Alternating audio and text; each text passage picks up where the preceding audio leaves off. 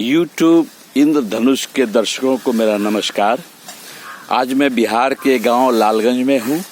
लालगंज मुजफ्फरपुर चंपारण लीची के लिए मशहूर है। अभी लीची का सीजन चल रहा है।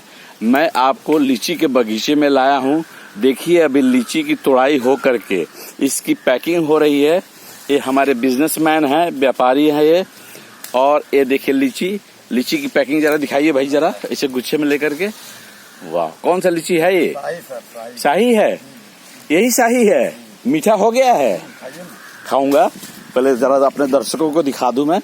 देखिए, आपका नाम क्या हुआ? ब्रिजमोहन शाह। ब्रिजमोहन शाह जी लीची के व्यापारी हैं और ये बगीचे से होलसेल में लीची परचेज करके मार्केट में सप्लाई करेंगे।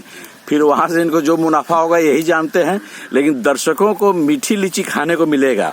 यहाँ अच्छी लीची को यूं बनाया जा रहा है गुच्छे में, और जो टूटा हुआ लीची है वो यहाँ टोकरी में रखा हुआ है। देखिए, मेरे दर्शकों को अच्छा लगेगा, स्पेशली जो बिहार के दर्शक हैं उनको अपने गांव घर की याद आ जाएगी। और मैं बड़े संजोग से इस बार आया हूं और संजोग से मुझे लीची का बगीचा दिखाई दिया।